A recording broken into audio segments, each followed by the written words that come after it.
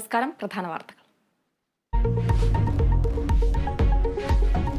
കാസർഗോഡ് സഹകരണ സൊസൈറ്റിയിൽ വൻ ക്രമക്കേട്. കാറടുക്ക അഗ്രികൾച്ചർ സൊസൈറ്റിയിൽ അംഗങ്ങൾ അറിയാതെ 4.25 കോടി രൂപ സ്വർണ്ണപ്പണയ വായ്പ എടുത്തു.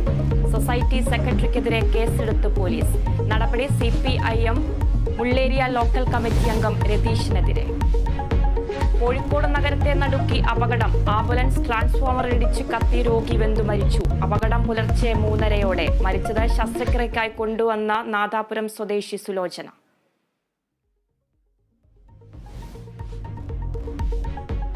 സംസ്ഥാനത്ത് ഡ്രൈവിംഗ് ടെസ്റ്റ് പ്രതിസന്ധി തുടരുന്നു. വിവിധയിടങ്ങളിൽ ഇന്നും ടെസ്റ്റ് മുടങ്ങി. സമരത്തിൽ നിന്ന് പിന്മാറില്ലെന്ന് ഡ്രൈവിംഗ് സ്കൂൾ ഉടമകൾ.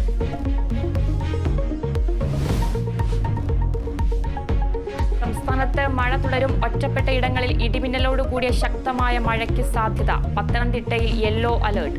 തീരത്ത് കടലേറ്റത്തിനും ഉയർന്ന തിരമാലയ്ക്കും സാധ്യതയെന്നും മുന്നറിയിപ്പ്. IPL-ൽ ഇന്ന് ഡൽഹി ലക്നൌ പോരാട്ടം. മത്സരം രാത്രി 7:30-ക്ക് ഡൽഹിയിൽ. പ്ലേ ഓഫ് സാധ്യത ഉറപ്പിക്കാൻ ടീമുകൾ.